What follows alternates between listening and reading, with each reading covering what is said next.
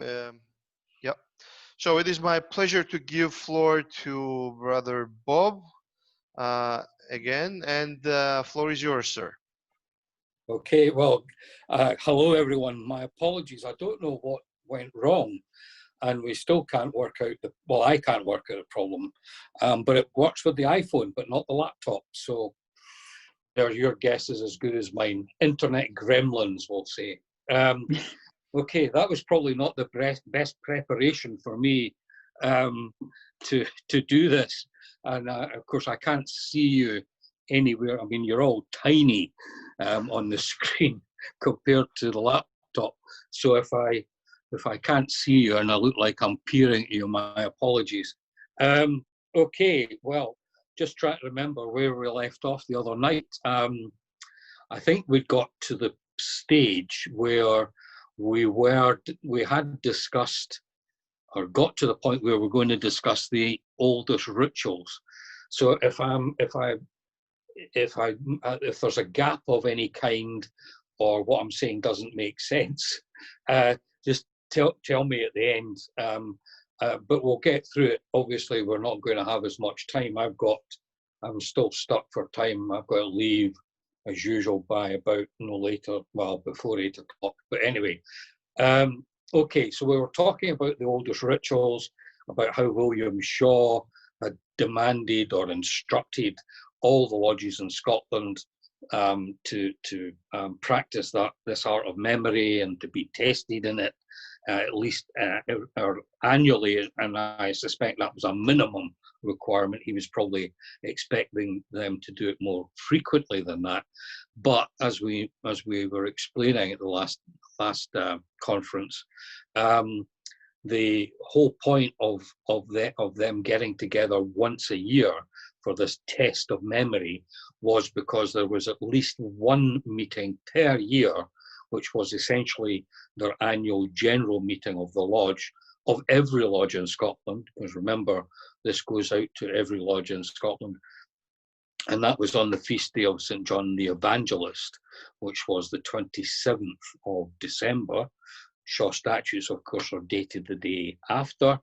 And so the art of memory that Shaw is instructing the lodges to use to memorize something, we are now pretty certain was a ritual.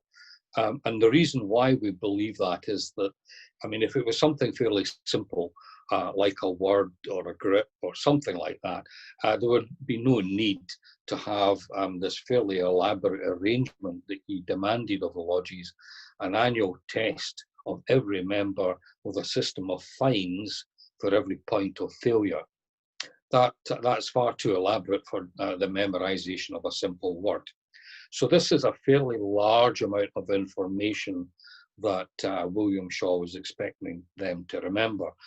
Now, as I said before, unfortunately, William Shaw died in 1602 before anything else could be prepared, although I suspect, and there's some pretty strong reasons to believe this, that he was aware that he was not well, he was going to not long for this world, because he had arranged for us someone else to stand in for him as a patron and protector.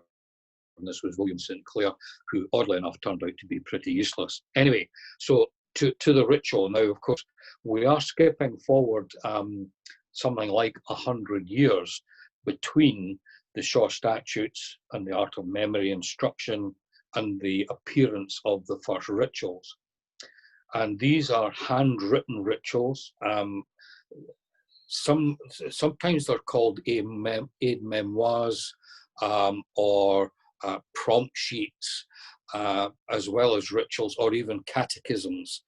So they're described in a variety of ways. All of them, I think, are accurate, but no one term explains what they actually were. Just for the record, there are a variety of them. The oldest one, or the first one that we have that's still in existence, is the Edinburgh Register House manuscript, so called because it's kept in the National Archive, which is in Edinburgh Register House. That's where it gets its name. And that's dated in dated 1696. The next oldest is the early manuscript, which is fairly recently discovered. It is dated 1705. There is a fragment or a part of the ritual pasted inside the Hotfoot Lodge, which was founded in 1702, so that fragment comes from then. The Chetwood Crawley manuscript from circa 1710, and there are others around about that same time, but they're all very similar. Now, I did look at them again last night, and there is because this is an open forum, there is a bit of a limit to what we can discuss, but I can certainly describe some of the important parts of it, if you like, without going into them verbatim. Important thing to remember is that these are all handwritten, and each ritual has a different handwriting. So it's clear that there was no central person like William Shaw. There was no one individual sitting copying these out. They are copied locally by, we assume, locally by a scribe or a writer or a lawyer, something like that, in each of the localities in which they were discovered. Now, they must be common rituals, because although there's differences in grammar, spelling, even layout, they are all essentially the same. The most substantial difference is one of them, I think, omits one of the questions or rolls two questions into one, but there are no substantial differences between the rituals themselves. So that means that there seems to have been a ritual that was known to all the lodges in Scotland. Now, just because it was known doesn't mean to say that the lodges all followed it exactly. This is where this idea of it being an aid memoir comes in, because when you read the rituals, there is a huge amount missing. It gives you the basics, it gives you the words, the questions to be asked, the way of taking the obligation, some of the things that have to be done to the candidate, but there's a huge amount not stated. So, for example, there is no description whatsoever as to the layout of the lodge. There is no description whatsoever as to who the office bearers might be. There is no description at all of any movement around the lodge room. So there is a very large amount of information missing.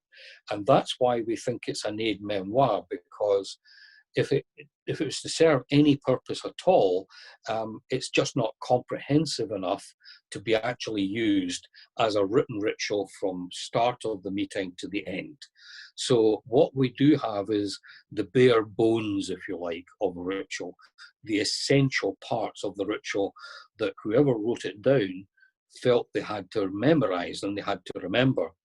And because of where they were found, particularly the early manuscript was found in the home of the Earl of Findlater, who we know was master of the lodge in Dundee. So this seems to be his personal copy. And this is the only ritual we know who owned this particular written ritual. The Earl of Findlater, a senior aristocrat, is 2 pegs down from the royal family. You've got an earl, then a duke in the royal family. So he's a very senior aristocrat in terms of Scottish society. And he owns this. We know he owned it because it was discovered in his personal library that was transferred from the family castle to the National Archive. So it's one of the very few documents that we can look at and realize that somebody who was not a stonemason owned this document, probably for his guidance when he was the master of the lodge. Now, although there's a lot of things missing, particularly procedural things, and it may not have been that important at the time to have that information, because every lodge room would be different. Sometimes it would be in somebody's house, sometimes it would be in a tavern, sometimes it would perhaps even be in an aristocrat's castle or something like that. So to have a ritual that lays out how the lodge room must be probably didn't serve any particular purpose. What it did was it gave an idea to whoever was using it where to start and how to progress through the ceremony. Now, it actually has two parts, 2 degrees, in fact. The first degree, they all have this. They all have the first degree in full, with everything in it, the signs, the words, the obligation. So the first degree is given in great detail. The second degree, the Fellow of Craft degree, is much briefer, much shorter. But whoever's writing this gets away with it by saying the ceremony is as before, with the following exceptions.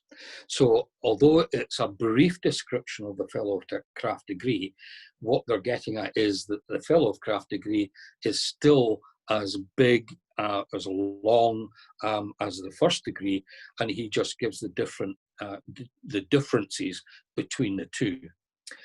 Interestingly enough, there is nothing about a third degree at all.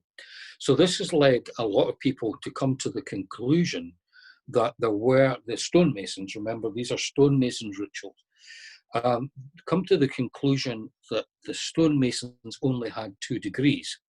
Now, that is quite possible. However, when we read the Fellow of Craft degree carefully, we find that there is a part of it, which we all know as the 5 points of fellowship. The 5 points of fellowship are in the Fellow of Craft degree. Now, you need to ask yourself, well, where are the 5 points of fellowship today? Well, of course, they're in the next degree. So clearly, some elements of the third degree did exist before 1717 in Scotland. And it seems to me that it's not unreasonable to work out that the first degree is given in full, the Fellow of Craft degree is heavily abbreviated, and the third degree is not mentioned at all. And this is probably because, and I suspect this is true, but we'll never be able to prove it, this is because the third degree, provided it existed before 1717, the third degree was the most important and the final degree.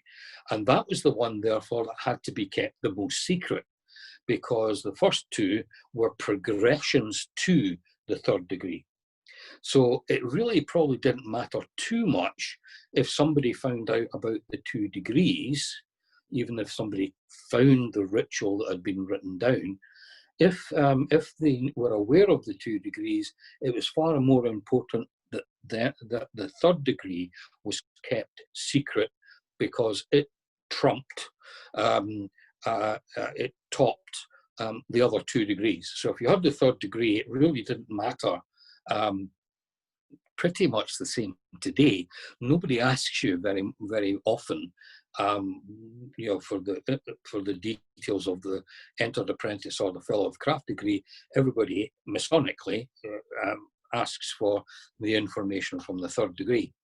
So it's not impossible, to my mind, especially that we have this piece of the in the Fellow of Craft degree, 5 points of fellowship, which are now in the third degree. So clearly, the third degree was there, even although it perhaps wasn't as full as it is now, but there were the elements of it. So we'll never know for sure until somebody discovers, and we keep finding these things, until somebody discovers another written document that goes 1, 2, 3. And I suspect that will be around and about. Somebody will have written it all down because we were too lazy by this time to memorize it all. And that strongly suggests to me that the Earl of Findlater was in that category. He was an educated man. We know he spoke French and Greek and studied Greek and Latin, could speak French. So he was educated, and I can imagine logically he would say, well, there's no need for me to memorize this stuff. I'm going to write it down. And I can understand the desire to do that. But and of course, today in Scotland, we'd say that was a naughty thing to do, but for historians, it was a good thing to do because we've got that information that we would otherwise wouldn't have. So hopefully somewhere, sometime, somebody's going to find another one of these rituals or aid memoirs that give the full text, including the missing parts of the Fellow of Craft and the other parts of the hopefully missing third degree. We're never going to know until such a document is found. So it's nice to speculate as to the possibilities of that document. The other thing that's worth mentioning, though, because of all the similarities between all these rituals, looking at the language, they're all written in what we call Mid-Scots, which is it's a form of English, but it's not pure English. It's a Scottish English, and that tells us that these were very Scottish documents. They use terms and words and meanings that didn't exist south of the border in England, just didn't exist at all. So we know that these are genuinely Scottish documents, and the final cherry on the top, if you like, is the fact that each and every one of them mention the Lodge of Kilwinning, and that's true even of the rituals that originate on the east coast, in Edinburgh and Dundee, and indeed across the water in Ireland. But they're all Scottish. They all mention Kilwinning, which brings us again to this idea that there is one fairly common ritual. Anyway, so the question I think that David had sent round in the programme was, well, why is it that Scotland has so many different rituals? Well, I think this is fairly clear because the rituals don't go into great detail. There was a lot of room to improvise, to elaborate, to fill in the gaps in these written rituals. And remember, of course, there was no printed ritual. These are all just simply handwritten rituals owned by individuals, not necessarily known or owned by the lodges themselves. So the missing bits, I could almost imagine a game in the lodge of, well, what do you think should go in there? And that would be quite natural for people to try and get, it's like having a jigsaw puzzle where you've got all the edges of the jigsaw puzzle, but the middle bit's missing. So it's not very satisfactory. It's not very, it's not great to look at a jigsaw puzzle where all the edges are there, but not the middle. So I can imagine these guys in these lodges were probably sitting there saying, well, let's try and put in the missing bits because we want to be able to understand the whole thing from beginning to end without all these gaps.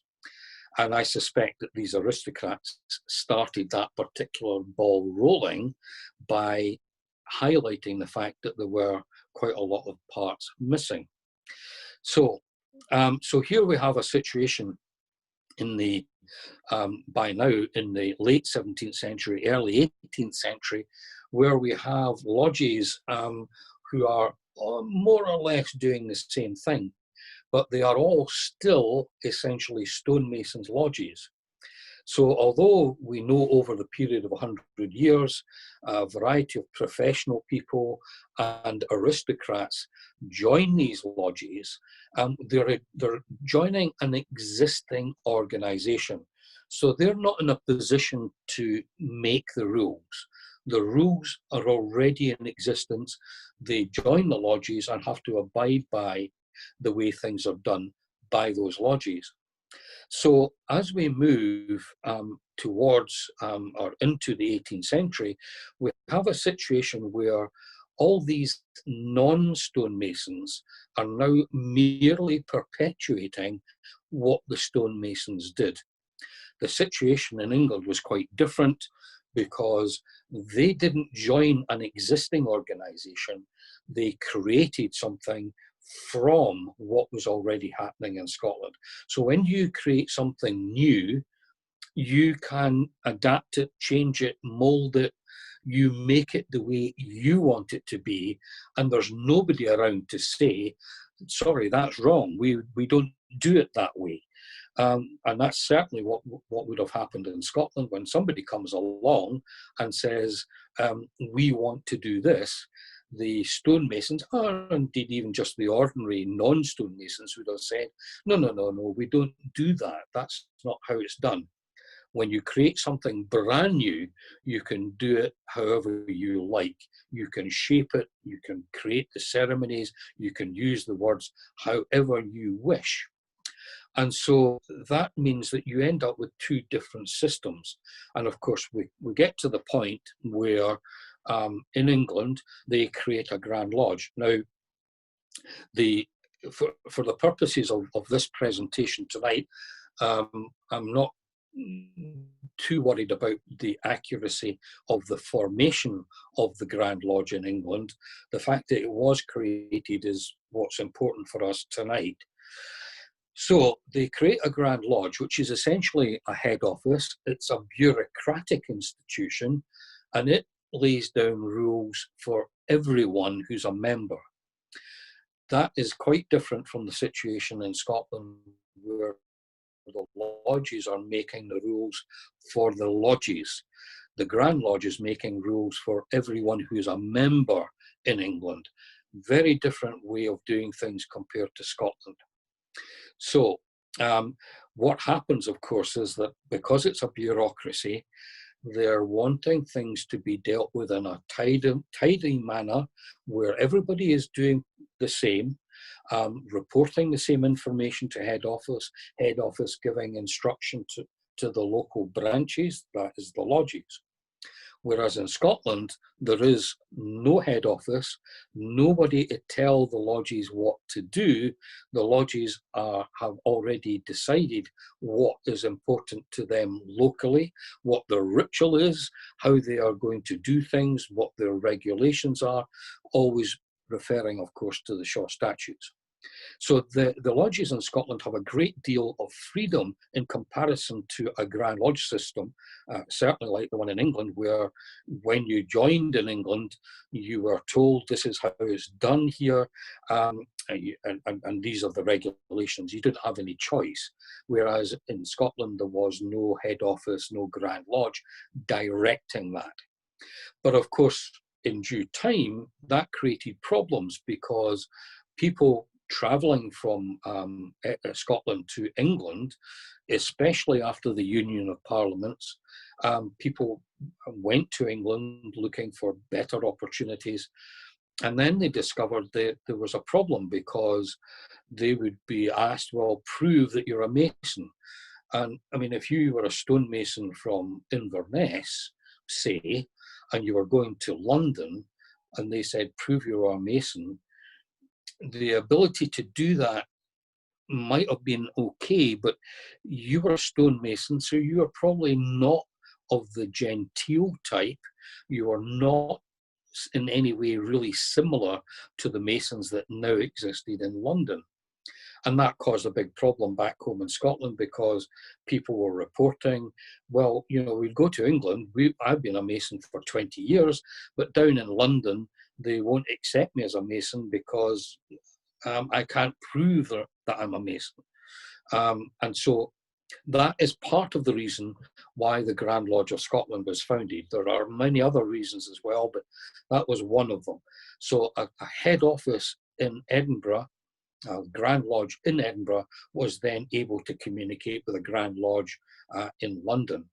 And so you can see this method of building a bureaucracy to administer the craft north and south of the border had distinct advantages for the bureaucracy, perhaps not quite so much in the way of benefit to the lodges in Scotland.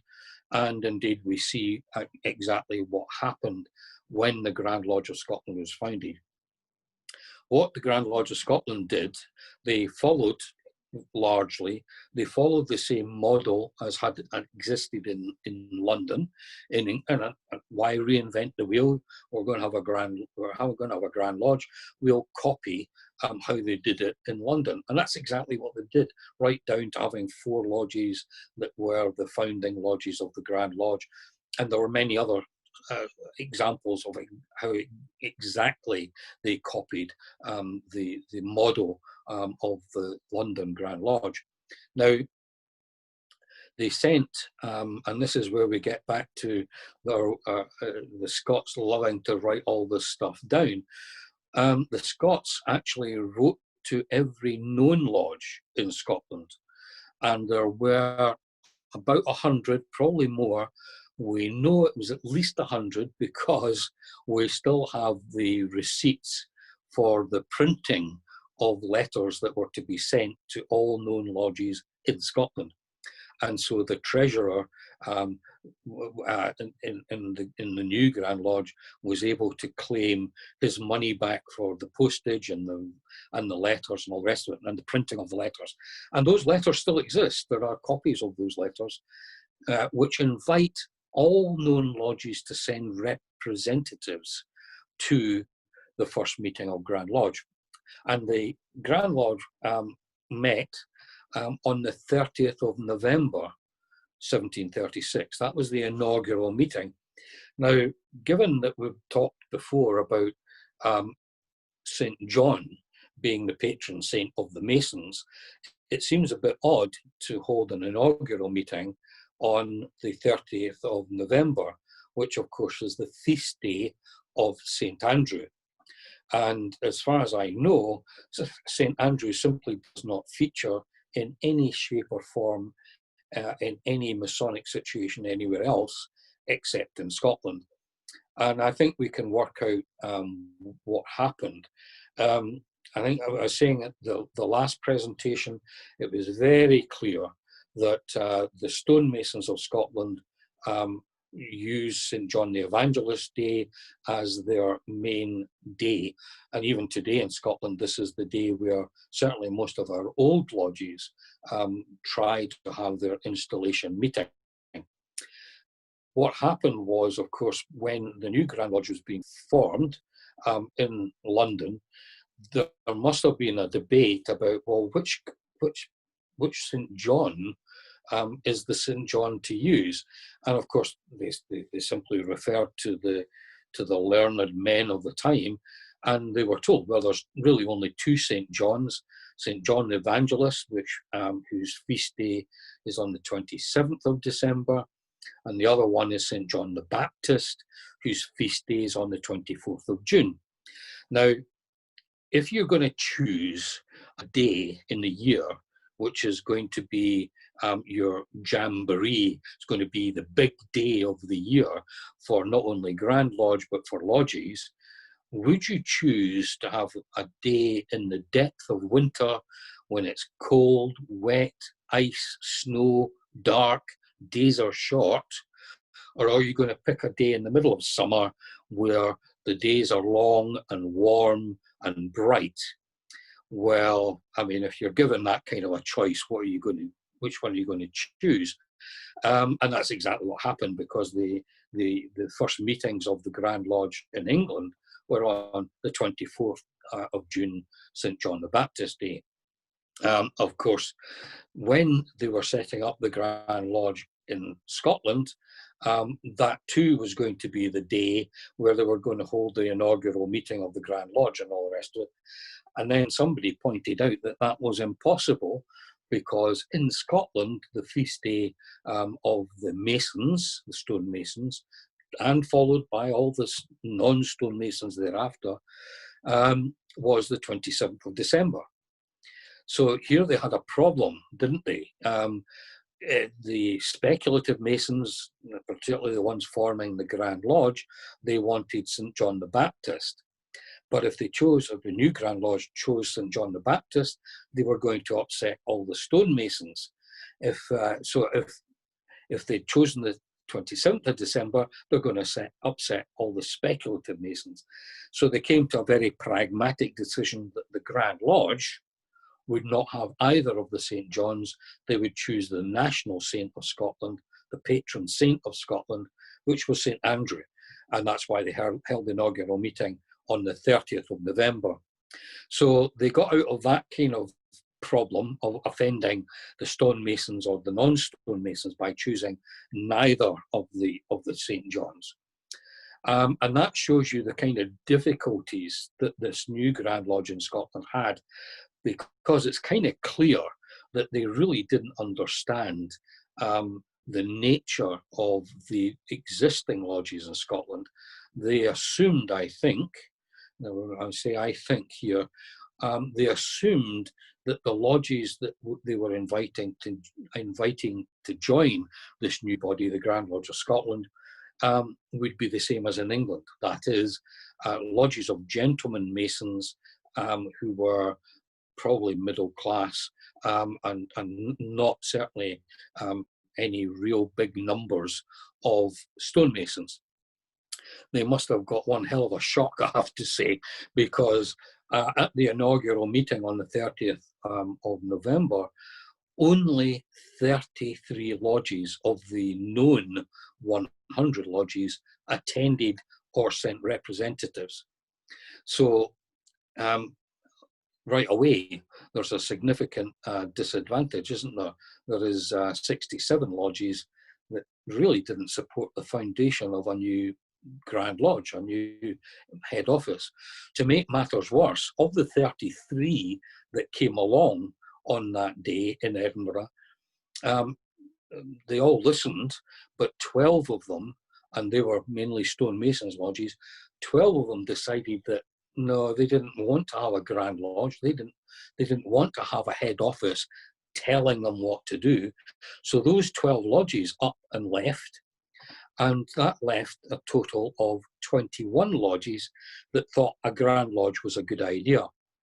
And that, that was a pretty shaky start, because essentially what we were saying is that in Scotland, the Grand Lodge only had the support of 21 existing lodges.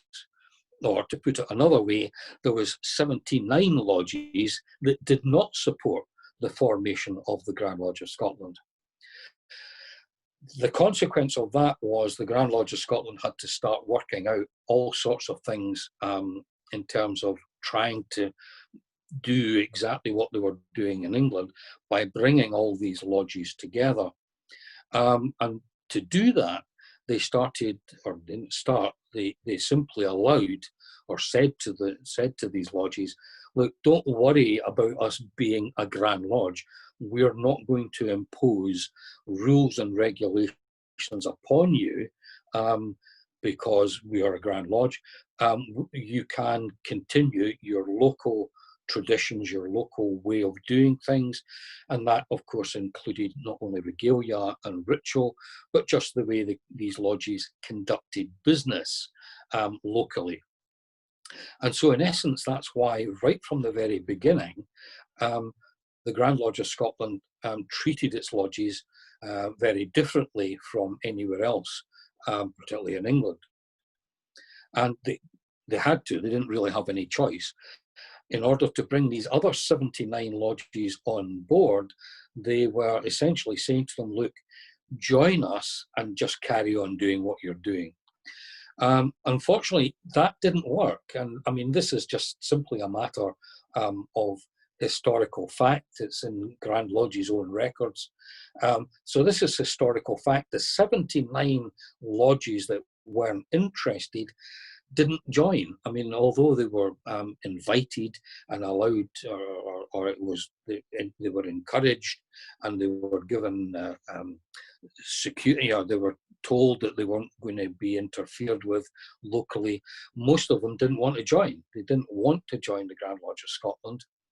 And in fact, the last independent lodge in Scotland didn't join the Grand Lodge until 1891. So you can see there was a lot of reservations on behalf of these local lodges as to what this newfangled head office was about. What were they going to do? And a lot of them simply weren't going to come on board. Now, as well as the potential threat to the way they were doing business and had been doing business probably since before the time of Shaw, there was also another very significant problem. And I can't go into great detail here, but you know as well as I do that in the lore of the craft, fellows of craft are criminals. Now, the Grand Lodge in London and in Edinburgh were now advocating 3 degrees, and it was the 3rd degree that in particular damned fellows of craft. So fellows of craft, most of whom were stonemasons, were being told that, you know, join the Grand Lodge and you'll find out that you're really not very nice people. And so there was a great deal of reluctance for these stonemasons lodges to actually join the Grand Lodge of Scotland, because that would have meant they had to work the 3rd degree. And a lot of them weren't prepared to do that. Unfortunately for these lodges, there became a situation very end of the 18th century where the government started to take an interest in what all sorts of organizations were doing. And they passed a series of laws called the Secret Societies Act and the Oaths Act, whereby anybody who met in private and took an oath had to report to the governing authorities of who all the members were.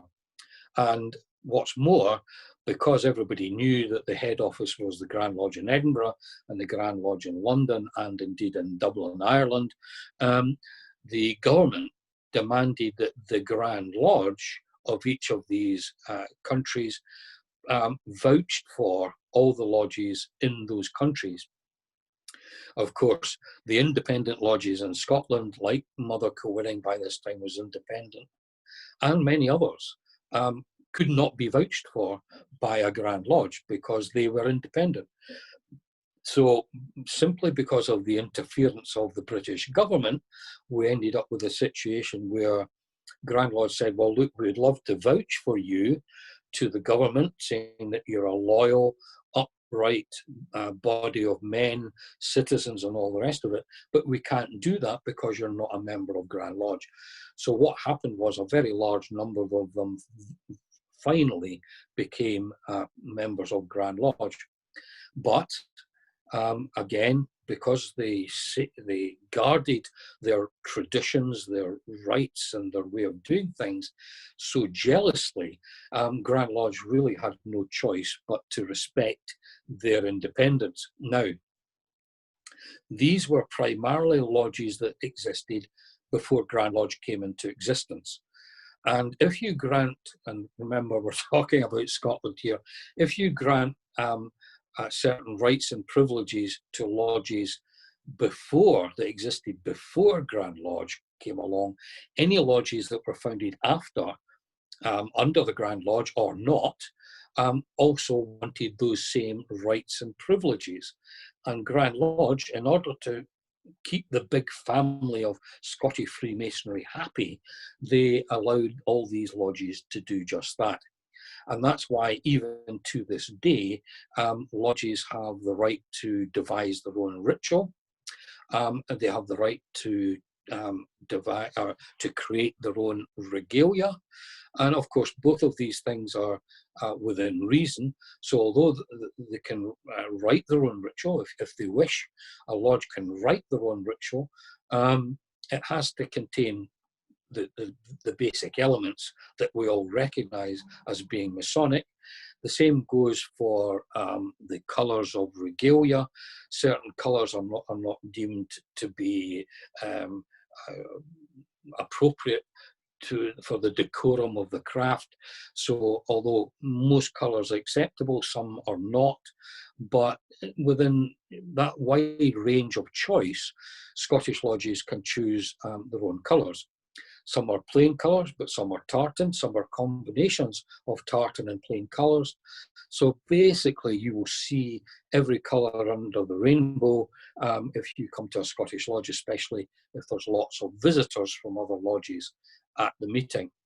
And in many ways, this is the beauty of the Scottish craft, because there is so much in the way of divergence across the whole country, especially if you go any distance from one place to another. You will see substantial differences, very nice additions, in my opinion, to the ritual. And that's why there are so many different printed ones. The ones that are printed are the most popular, but as I say, every lodge can devise its own. So I'll give you an example of the kind of things. You must please just bear in mind we're talking about Scotland here. There were two lodges who met on either side of a mountain in Scotland, and there was no road connecting them.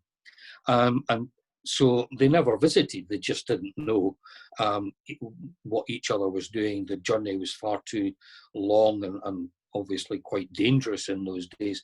But fairly recently, talking about maybe 50 or so years ago, money was provided to build a road that actually linked these two villages together. And they started visiting. And of course, what did they discover? They were both doing virtually the same ritual. And of course, they didn't like that. So they both went away and changed their ritual. And guess what? They changed it, both of them changed it to the same one. So now, what happened was they got together and decided, right, we're going to both have different rituals. Let's agree which ritual which lodge is going to have. And as I say, that's one of the beauties of the Scottish craft. So when you're visiting here, please do remember that the ritual can be different, and that means that all the usual things like the salutes, the signs, the timing of things can be completely different from the lodge you come from, because their different ritual means that they do things differently. The timings are different, the signs are given at different times, etc., etc., etc. And so I can see, particularly people who come from a country where there's only one ritual for the whole country, they come to a Scottish lodge, and if they visit more than one lodge, they're completely gobsmacked, because to them, it looks like these Scots haven't got a clue what they're doing. That everybody's doing different things. Goodness sake, what kind of Masonic, it's chaos. They're all over the place. You've got a different meeting, they're all doing different things. What's going on? But that's simply because the Scots treasured their differences, and we nurture our differences. We love our differences. And that's, as I say, exactly why when you go to a Scottish lodge, I can tell just by looking at somebody's regalia, more or less where they come from. And if I listen to the ritual, I can have a good idea of what part of Scotland they come from. But can't always guarantee even that, because there can be rituals that you only hear in the West occasionally are worked on the East, and vice versa. So it's all very good fun, and in some ways it maintains the interest. It maintains the brethren, the interest of the brethren. And so, for example, and this can be a worldwide phenomenon within the Scottish craft. Let me give you an example. The McBride ritual is probably the most substantially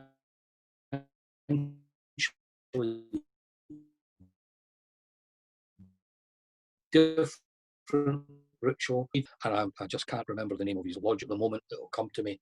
But he looked at the ritual as it then existed, and this was about 100 years ago he wrote this ritual, and he thought a lot of this was a lot of the ritual was superfluous. It just wasn't required. He also believed that some things had crept in from other countries. So he rewrote the ritual to make it as Scottish as possible. And at the moment, there's only 6 lodges in Scotland, maybe 6 lodges in the world, in fact, use it. One in Singapore, one in Australia, I think, and then the half dozen lodges in Scotland. And I believe there's a new one just founded in Italy, in Rome, that works the McBride ritual. So it's a McBride ritual, a Scottish ritual, but obviously given in Italian. So you can see the kind of influence, and I can just hear some of my English brethren saying bad influence. Some of my English brethren saying, yes, you've got some influence, but it's a bad influence, whereas we like to think it's actually a very good influence and it's very enjoyable. Now, I've been rabbiting on here without a watch or a clock because of all the chaos to get online. So I don't know how long I've been rabbiting on. So I think I'll close at that point of the differences between Scotland and virtually anywhere else in the world, and leave it to you guys to ask any questions that you might have. So I hope you found that interesting anyway. Bob, I have a question for you. Wait. Okay. Wait. The problem? Let's moderate it, Romanas. I just want to ask what was the problem for logging in? Okay. I don't know. He's a prisoner in Istanbul hotel, so let's give him some privilege. Okay, go ahead. Okay, I wanted to know what was the problem what was the problem with why he could not log in. Yeah, every time I put the password in, either paste, copy and paste, or typing it out, it just said the password was wrong. But that was the password you guys all used. Yeah, so exactly. I don't know. Yeah, so unless I've been hacked here, which is not impossible. The best way is to enter through your email. Yeah, I went through David's email to me with all the links and did it that way. Then I tried to do it by opening Zoom and putting all the things in manually, just typing it all in. Nothing worked. So I even rebooted the laptop, tried it all again, wouldn't do it. So that's why I'm on my iPhone. You're on the iPhone. Which worked. Thank you. I'm on my iPhone. And the iPhone worked first time. And you're on the iPhone, we can hear you more better. Oh, really? Okay. Yeah, better than your computer. All right. Oh, well, okay. Yeah, that's good. Because I can't hardly see. Your iPhone. Oh, okay. Well, I can't hardly see myself on my iPhone because everything's really small. Well, your glasses are too big. You need to get smaller ones. Okay. I think we should move with the program, and if there is no question to be clarified, I would give floor for just 5 minutes to Tim Shaw, who is the family member of well-discussed and well-known person, Brother Shaw from the older centuries. So, Tim, would you want to share your insight, please? Floor is yours. And then we have a Q&A, and I know that Brother Aldrich is already has risen his hand and ready with the question. Tim, are you here? Yes. Hello. Yeah, floor is yours, please. So, real quickly, David asked me to include my experience in doing some ancestry and just making the discovery that William Shaw was an uncle of mine. To firm that up, when I checked it, he's either an uncle or a cousin, because there's some debate about who William Shaw's father is. I'm hoping that Brother Bob could clear that up for us. But my story was interesting in that I was hesitant to do this when David asked, because I've only known this information for about a year. It was a year ago that I began to research my ancestry.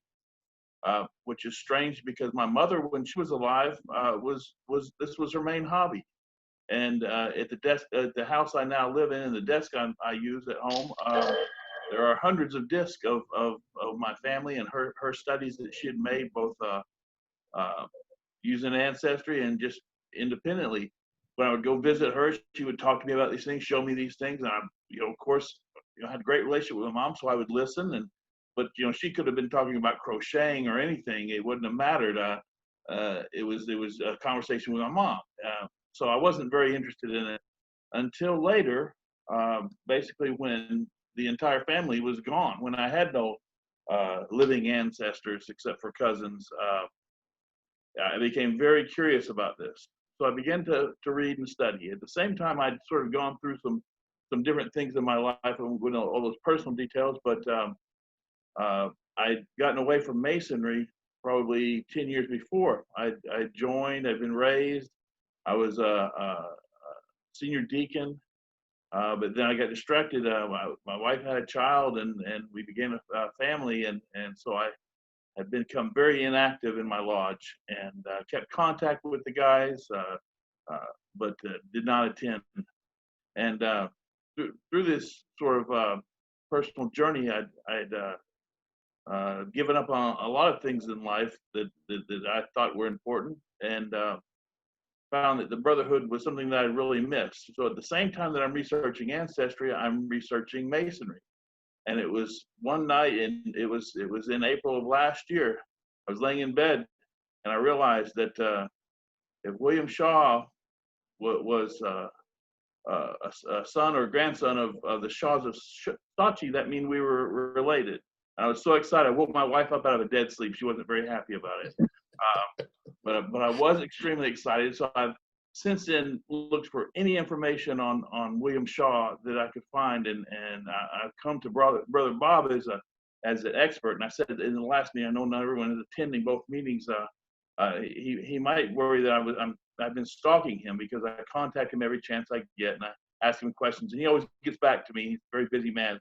Sometimes it takes a little while, but he always answers back. And in this case, he said, you need to come to a meeting we're having online. And that's when I came to the second meeting that you all had. And he supplied me with a recording of the first meeting, and David was gracious enough to allow me in here.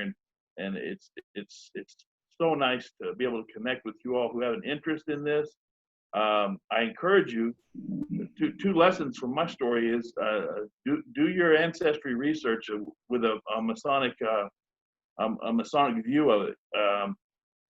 Doing this, I've learned so much about so many things, and my interest in Scotland has, of course, exploded.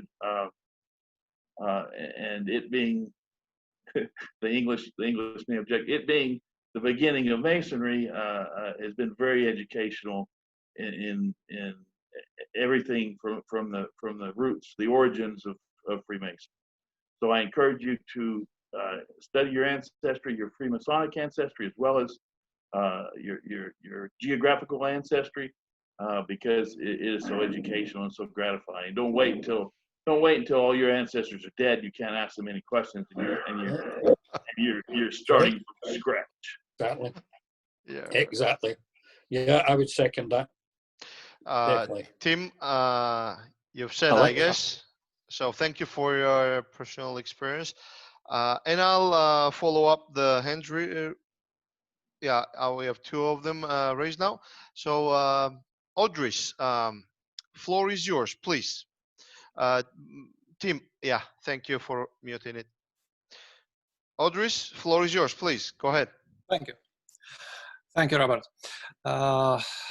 Through all this lecture, you was mentioning the variety of rituals in Scotland. Some of them, I believe, they remain quite strict, with a very strict wording and with a very strict procedures. Nevertheless, the rest, as far as I understood, has some possibility for variations or for some improvements, let's say, or whatever. What do we say? I'm interested in a legal side of all this system, of Scottish system. Did every change in the ritual has to be approved by the Grand Lodge, or if no, how it is coordinated between the lodges and between, and let's say inside the Scottish Freemasonry? Thank you. Essentially, there is no coordination. It just doesn't happen. The country is broken down into what we call provinces, and those provinces govern a geographical area. And so you have a provincial Grand Lodge, which is an intermediate tier between Grand Lodge and lodges. And it's the provincial Grand Lodge that supervises its lodges. And so because it knows them, it knows them intimately, Grand Lodge can't know every single lodge in the country. And that means that every year, a provincial Grand Lodge is supposed to witness the ritual being performed and make sure it's being performed adequately and that it is Masonic. So a Masonic lodge can't decide to work the ritual of a free fisherman, say. It's got to work a ritual of Freemasonry. And provided they do that, and as long as it's got all the usual elements within it, the central story, as long as it's there, there can be all sorts of differences. So the provincial Grand Lodge is there to make sure that the core of the Masonic teaching is in the ritual. As long as that's there, then the lodges can elaborate and they can add all sorts of different bits and pieces. Some of them take the opportunity of making the ritual very much briefer, of course. So it's done much more quickly than perhaps some other lodges would do it. But it's essentially the job of the provincial Grand Lodge. But the provincial Grand Lodge cannot tell the lodges what ritual to use because they've all got their own. They've made the decision as to which one to use. Yeah. Thank you. You want to add something? Well, just very briefly. Sure, please. Is it obligatory to run on the rituals by heart, and is it really it is done like that in reality? Yes, I mean I think there are a few lodges which are because they have very few members and older members, and I think they can read it if they wish. It's better that they are doing that than ceasing to exist. But most lodges, certainly the ones I know, all memorize the ritual. Yeah. Thank you so much. Thank you, Brother Aldrich. We have more questions. Brother Troy, you had your questions already sent to the chat. So the floor would be fair enough to be yours. Troy Spriu. Yeah, please. That's good. That's close enough. Brother Robert Cooper, greetings. That's okay. Thank you for doing this. I'm a member of the Grand Lodge of British Columbia and Yukon, and in our jurisdiction, we use multiple works. There's 4 recognized works, and then anybody who had a work from before that could grandfather their work and haven't changed it. And so when you visit, it's a similar experience. And I understand that that's very unusual. Are you familiar with other jurisdictions that have this sort of similar setup where lodges aren't necessarily allowed to write their own, but have pre-existing work outside of the? Yeah, I think that comes from the fact that, I mean, I know that there were quite a few Scottish lodges in British Columbia originally, and where you find Scottish lodges were located, there tends to be a bigger variety of ritual in those jurisdictions. Where there was no tradition of Scottish lodges and therefore every lodge doing its own ritual, you'll find that eventually that jurisdiction decided that there's only one ritual for that jurisdiction. But then, of course, they have a very different history from Scottish Freemasonry. So it's understandable. It's just our history is so different from everywhere else. That's why we have multiple rituals. It doesn't exist in many other places. Some parts of South Africa, where there's a big Scottish influence, certain parts of Australia, Newfoundland, in the east of Canada, quite a lot of differences there. So yes, it depends on where you are in the world, but generally speaking, there's not multiple rituals. So you're like the Scots, you're a bit odd man out there. You want to clarify something, Troy? You want to add something? No, that's answered my question. I just find it fascinating as the next jurisdiction over in Alberta is very rigid about enforcing a standard work. And one of the results of that is that often when you visit, when they're performing their ritual, the brethren seem to visit and talk quite a bit from the sidelines to each other because they've all seen it 100 times before. And so it just becomes routine. And I'm just wondering if that's a common experience. Yeah, that's. I mean, again, in Scotland, I think one of the biggest causes or biggest reason why there's so much visiting in Scotland is simply because the ritual is different from place to place. And you can go to your mother lodge, and once you've been a member there 20 years, you know what the next word is, whereas you go to a different lodge, you're going to see and hear quite often substantial differences. And as I say, unlike Alberta, British Columbia had Scottish lodges there. Alberta, I don't think, ever had any. And so they're able to establish a common ritual in Alberta, whereas they probably couldn't quite get away with that in British Columbia. Thank you, Brother Bob. I think that answers. Thank you, Troy. Very interesting question. Brother Abraham, the floor is yours, please.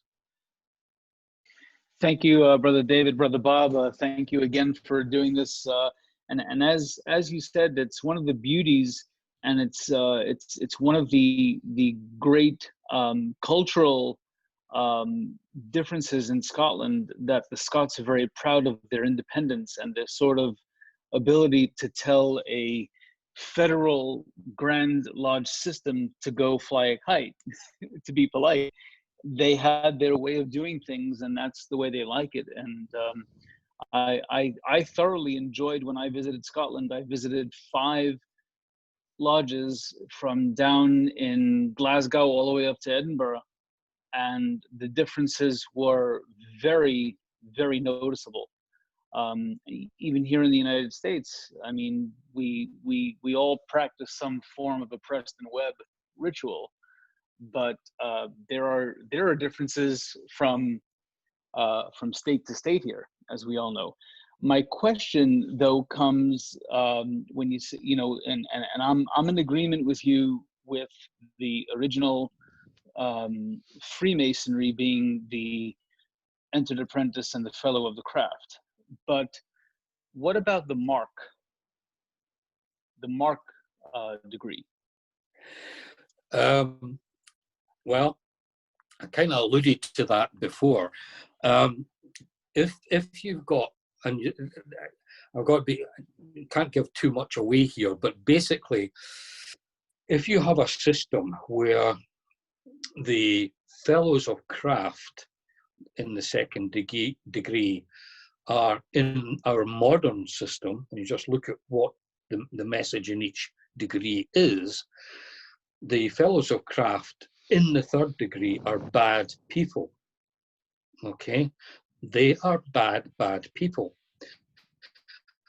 A few of them. Yeah, well, yes, a few. But you in your stonemasons lodges, most of, as far as we know, a lot of them were fellows of craft, and they never became working master masons in their trade. So by joining this Angle Grand Lodge system, they are suddenly told that you've got this other degree in which you are bad people. And so they didn't like that, and that's one reason why they wouldn't join the Grand Lodge of Scotland. Then the mark suddenly appears. And it probably had its own evolution, but it appears in the latter part of the 18th century. So we're talking around about memory. And of course, those who know, I think it's part of the yacht rite in the United States,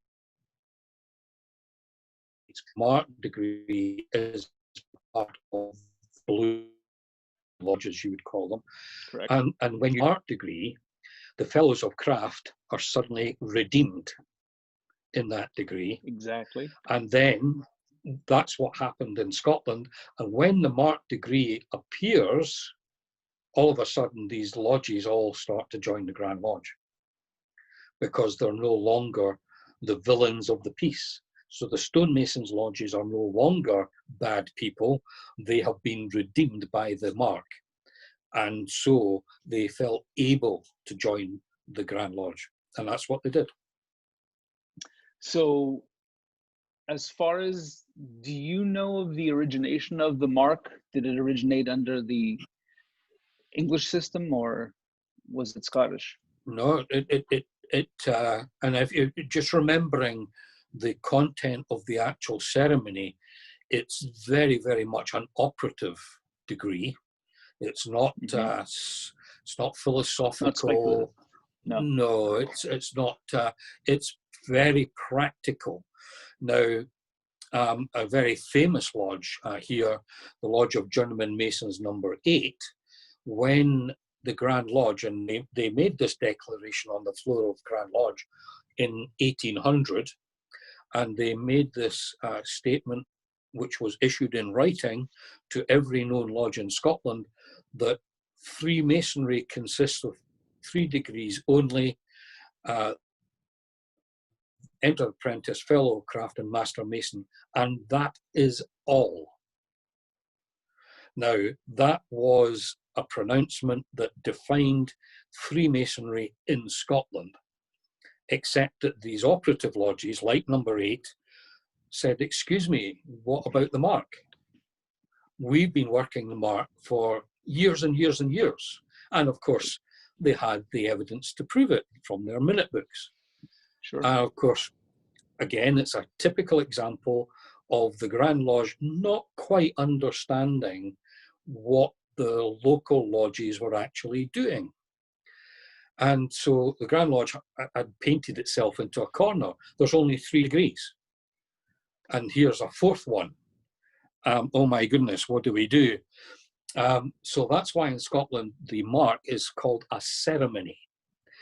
So Grand Lodge, to get itself out of this corner, decide that, well, okay, the mark will be a ceremony and it will not be higher than the Master Mason.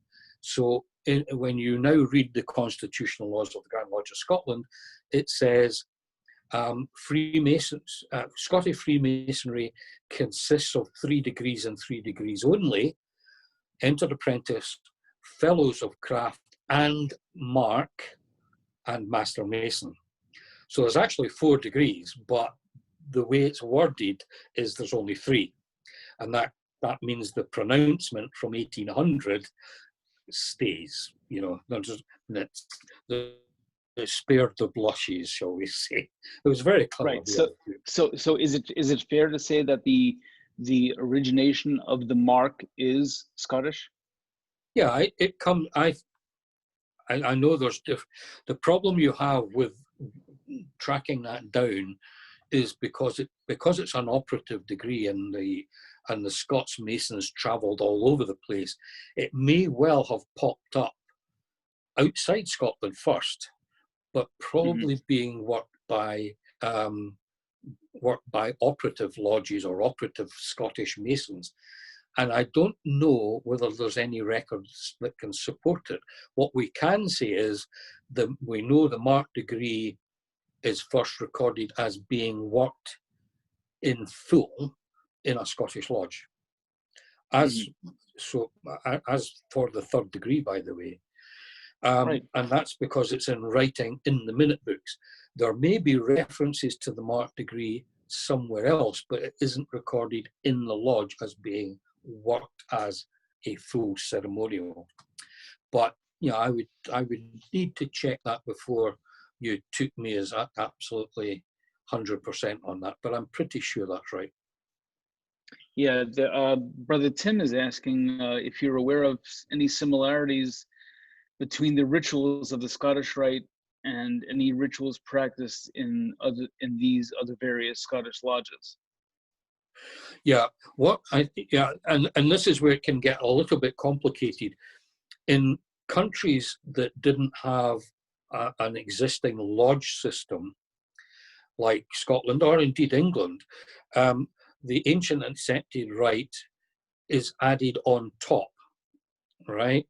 Now, right. quite often, and it's more French. It's more French. Yeah, there's more French content, but because there is no history of the 3 degrees, what happens is that some countries work the Scottish Rite from the 1st degree to the 33rd. That doesn't happen in a lot of countries where Grand Lodges pre-existed the ancient and accepted Scottish Rite. So the ancient accepted Scottish Rite exists in Scotland, but they are not allowed to work the 3 degrees of the ancient like accepted here. rite. Yeah, exactly. Because which countries then? Sorry for interruption. Sure, you said you'll in find, some countries. You mentioned, yeah. Well, in which countries the GLs pre-existed the AAs are? I think they are the oldest ones, like Scotland, England, Ireland, Massachusetts. Where else? The English-speaking countries like Canada, Australia, South Africa. What about the continent? Not so much on the continent, because that is probably where it all began anyway. And now we get in kind of very difficult waters. I mean, the big argument for these other ancient and accepted and other degrees, in fact, other branches of Freemasonry, is, I think there's some credence to this, is that the Jacobite exiles in and around Paris in France. So although they were Scottish exiles, they invented this system, but it didn't come directly back to Scotland. It went virtually around the world before it arrived back in Scotland. And that's when, of course, everybody in Scotland is saying, what's this? Because it took a long time for it to reach Scotland. But by that time, it had settled in some countries that never had 3 degrees at all. And that's why they worked the 1st to the 33rd as part of one whole system. I'm not familiar with Latvia, Georgia, or whatever, but here the ancient and accepted rite is completely separate from Grand Lodge. Same everywhere. Sure. Yeah. Right. Like Tim, 3 degrees are with the GL, and the rest goes with the Supreme Council. Right. No, there's some countries I have to go and look. Some countries that go 1 to 33rd. Yeah, but that's because of a different history. History. Yeah. Tim, and what, you want? what, Sorry, Abraham, and Tim also wants, I guess, to add something. You raised the hand. Actually, this was your question. You want to elaborate on them? Sure. Brother Bob, so I've seen some discussion where you confirmed a lot of what David Stevenson had written about the origins of Scottish Freemasonry. Do you find yourself agreeing with him for the most part, or are there differences, any points of difference between you and Dr. David Stevenson on the origin? And next question goes to Brother Zevi Baraket. I see your hand raised, and it goes to you. The floor will go to you soon. Right. So and answering Tim's question. Yep. David Stevenson's work is seminal in the sense that he was the guy that kicked it all off. And I mean, he's a very, very good historian, but he's a historian of the very academic type. and so it doesn't allow much in the way of opinion, and that's no bad thing, because that can be left to other people. But there are some things that I think I disagree with, fundamentally disagree with, and that's because he's writing purely on the basis of records rather than on the basis of knowing what Scottish society was like. And that creates all sorts of different points. But really, that's a whole different subject. And of course, that's a debate in Scotland. When you go outside Scotland, of course, there are vociferous arguments against David Stevenson's work. But again, I think that's mainly because of vested interest, just can't accept David Stevenson, who's a professor of Scottish history, by the way, and is not a Freemason, but you have people of equal academic standing who just simply cannot bring themselves to accept his work. And that's kind of, to be honest, it's a bit disturbing. But, thank you. Thank you, Tim. Abraham, I guess you're done with the question, and I'll give the floor to Brother Zevi Baraket. Sorry if I misspelled Yeah, it. I'm done, David. Thank you so much, and Bob, thank you again for clarifying. That's it's fascinating. Thank you. Good. Brother Zevi, floor is yours.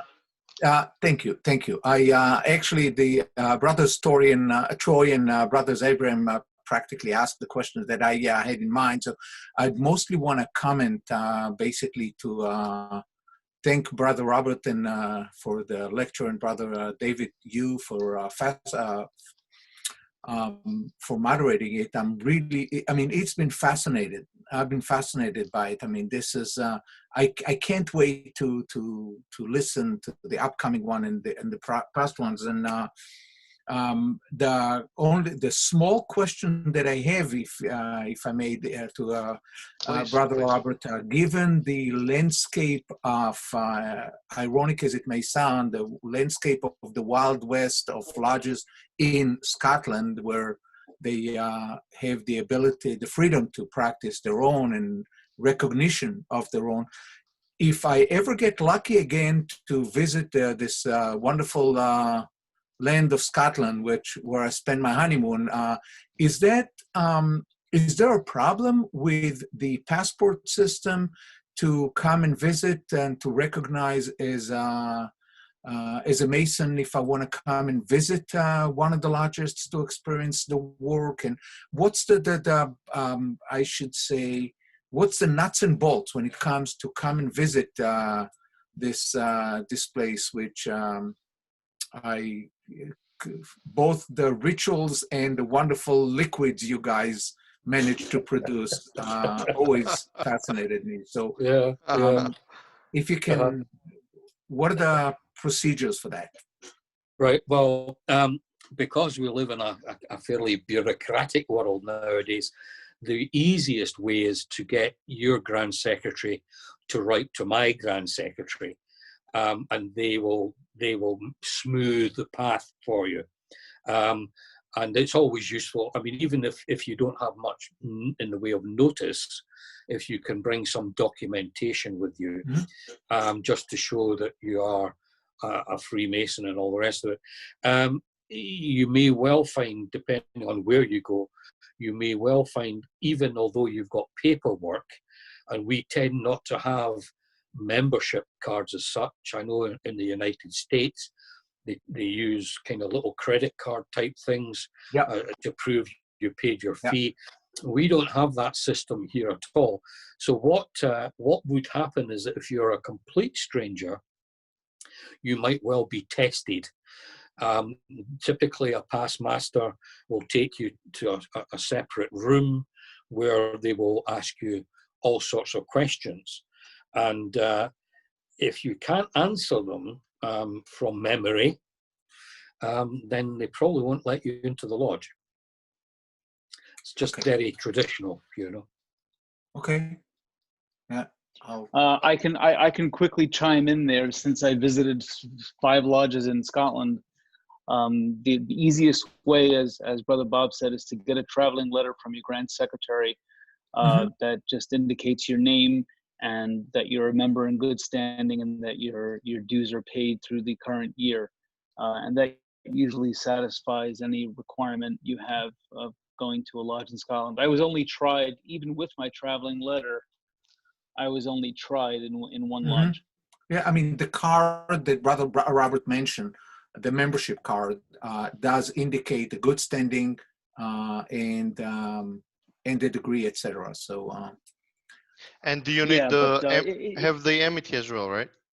The recognition part. Yes, of course. You have to have amity, and that's looked up in the Book of Lodges, and but the best way to avoid any problems at all is just prior to traveling, just contact your secretary or grand secretary to get a traveling letter, and that you know, because that'll have the embossed seal of the Grand Lodge. Like, you know, this in Scotland really, doesn't mean much. You know. Okay. Yeah. Sorry. Okay, Brother Zevi, your questions have been answered, I guess, right? They have been answered, and for that, I can only conclude with the slancher. Thank you. So, I guess before I give floor to others, Brother Tim, you want to ask something?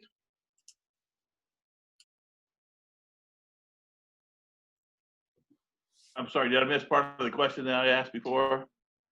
Yes, regarding the Heute degrees. Okay, so I think he may have answered the question already.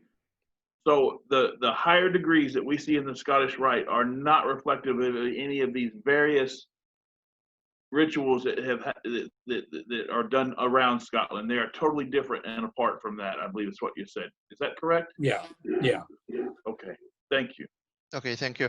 Then the floor is Romanos. Floor is yours. My question to you, Brother Bob, is in Lebanon, in Beirut, there is a lot of lodges, and they're saying that internationally they are not recognized. Are they recognized in Scotland? Because they say they are Scottish Rite. Yeah. See, a Scottish Rite Lodge is not recognized by the Grand Lodge of Scotland. So if it's a Scottish Rite Lodge, then the question would be, which Grand Lodge are they a member of? And if they're not a member of a Grand Lodge, then no, they wouldn't be recognized by us. Although, having said that, the Ancient and Accepted Rite for Scotland might have their arrangements, and I don't know what those arrangements are. So I'm not going to guess. It's as far as I'm aware, the first 3 degrees of the Ancient and Accepted Scottish Rite are simply not recognised by the Grand Lodge of Scotland. So Lebanon lodges are not recognized in Scotland. Well, we've got quite a few Scottish lodges in Lebanon, so obviously we recognise our own daughter lodges there. But I know that there are lodges of they have a very strange title, strange to us, a very, very, very unusual title. And I mean, I know, for example, there are things like the Ancient Grand Lodge of Egypt and the likes. We simply don't recognize them because we don't recognize the work that they do. Yeah, they are clandestine. Yeah, essentially that's right. And I mean, simply what we need is to be recognized. I mean, and it's a laid down procedure for many, many years to be recognized as a legitimate Masonic body, whether it's a lodge or Grand Lodge. There are a variety of steps you need to go through, and we would certainly want to see the ritual, make sure that it's a Masonic ritual, not some kind of something unusual. We'd also want to see the constitution or the rules and regulations of the Grand Lodge to make sure that it's the correct way. And there's also all the usual questions. There's got to be a belief in a supreme being, a holy book has got to be used for the obligation, all that kind of stuff. And until all those steps are gone through, there would be no recognition from Grand Lodge. Thank you. Okay. Thank you so much. For this GL of Scotland, ancient and accepted Scottish rite would be just a regular ritual, right? Yeah, just I think, just to expand the question. Yeah, I think nearly all the ancient and accepted rites, or the supreme councils as they're called, that's the governing body of the actual degrees. The Supreme Council recognizes other supreme councils all across the world.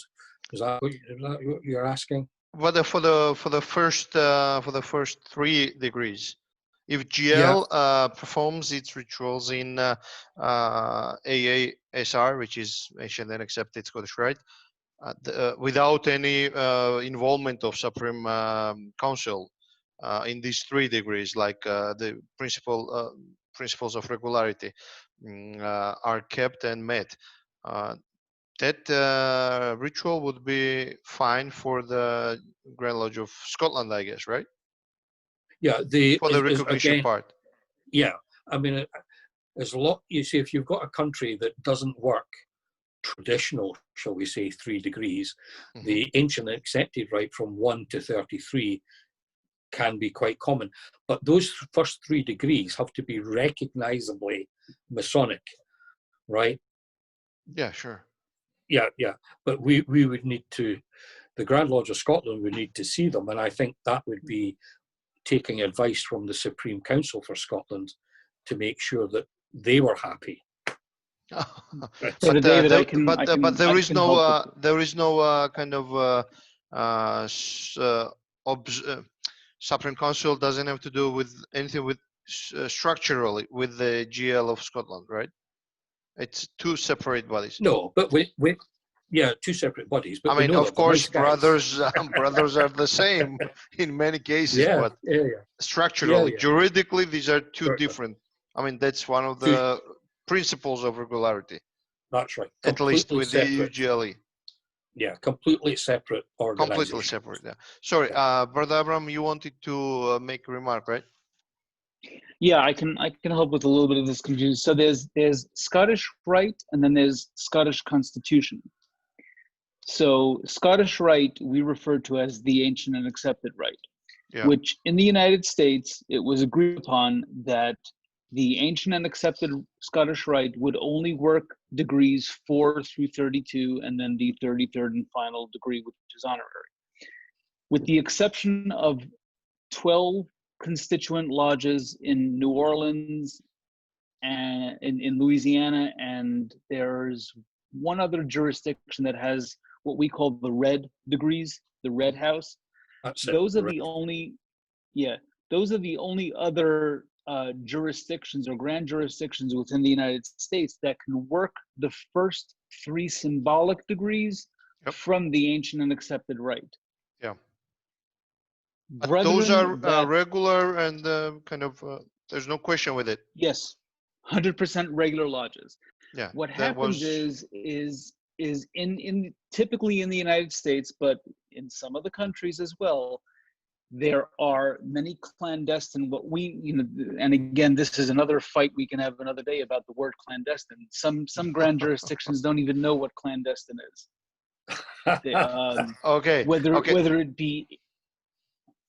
Whether it be irregular or not, but there are many organizations that decide to name themselves the most magnanimous, ancient, and accepted Scottish Rite of Supreme Council of, they give themselves these big blown up names to imply Scottish Rite because they believe that it all originated in Scotland, which it did. But it gives the aura of legitimacy, but they are 100% clandestine. Yeah. Yeah, we get inquiries all the time, and that's why you'd really have to be very careful where you go. Some countries are fine, but others, these outfits exist all over the place, and that's why you take advice from your Grand Lodge and your Supreme Council. Make sure that before you go visiting.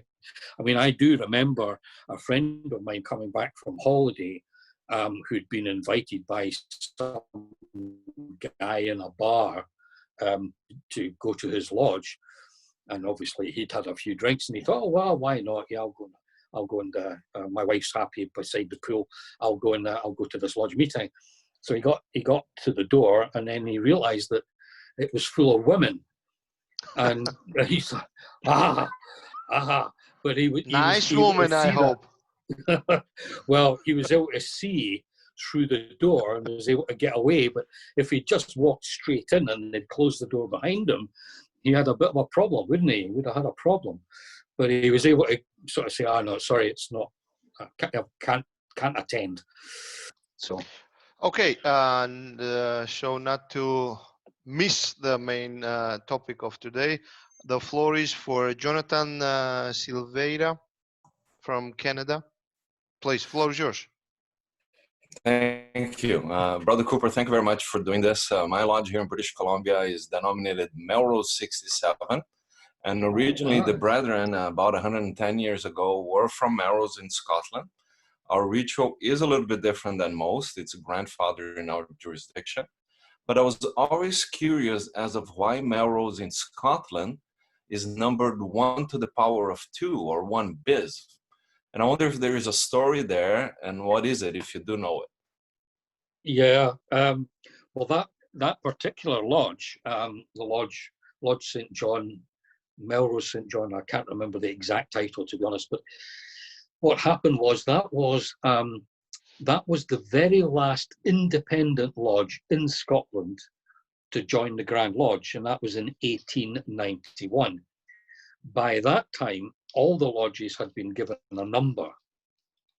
And the reason why numbers were allocated the way they were was a way back in 1736, Grand Lodge said, bring your oldest written records and we will rank you according to the oldest to the newest. So all the lodges had got their numbers and they were now fixed. They were finally fixed in 1826. They tried several times to renumber the lodges, and it just became a complete mess every time they tried it. So they decided, right, 1826, every lodge that has the number, their number, will remain with that number forever. When the Lodge of Melrose came along in 1891, saying, we want to join the Grand Lodge of Scotland, the Grand Lodge of Scotland said, well, you'll now be, in that case, you'll be number 1,200 and something or other. And of course, the guys in Melrose said, no way, no chance, you know. So Grand Lodge had a problem. Well, we want you to join the Grand Lodge, but we can't give you number 1 because 2 other lodges already have the number 1. The Lodge in Edinburgh is number 1 and the Lodge in Aberdeen is number 1 ter.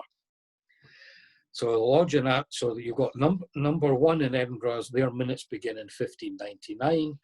The lodge in Aberdeen's minutes begin in 1670. The lodge in Melrose has them in between, and I can't remember the exact date.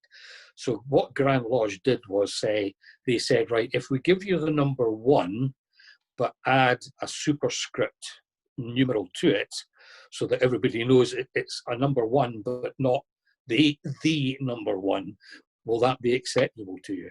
And they said yes. So we've got 3 number 1s, 2 number 3s, 2 number 38s, and there's another couple of other ones I can't remember offhand, but there are some lodges with the same number. And that's just because it was too difficult to start renumbering again, you know.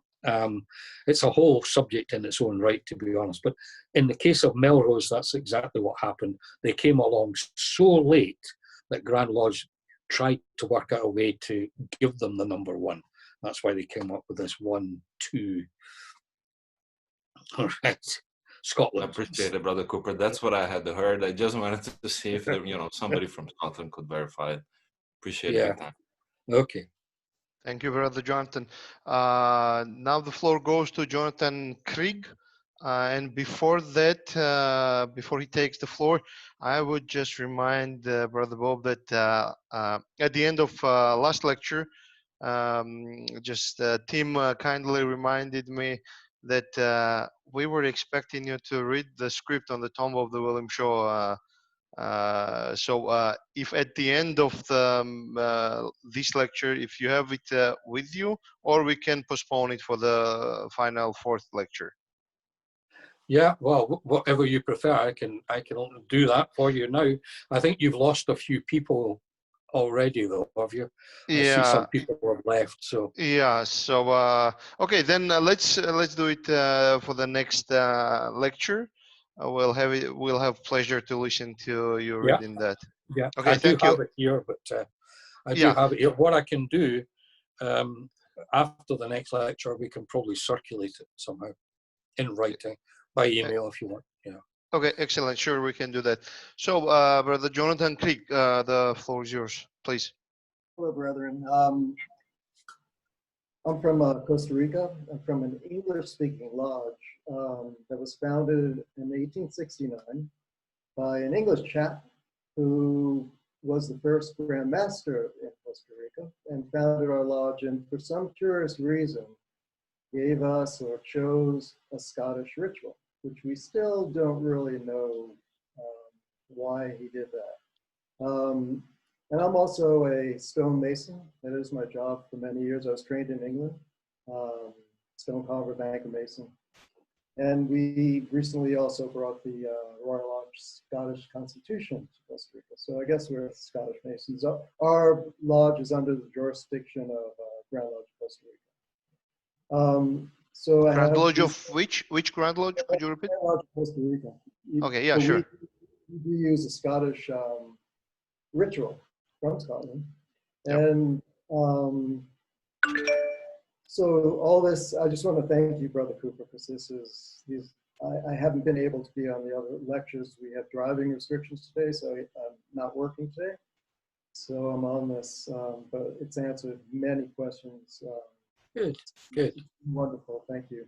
I'm actually curious and listening.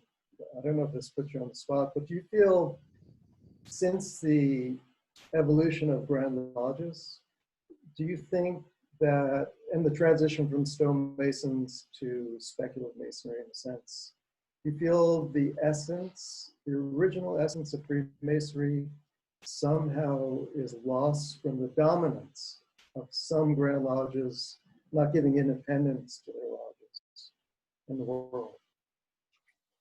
Yeah,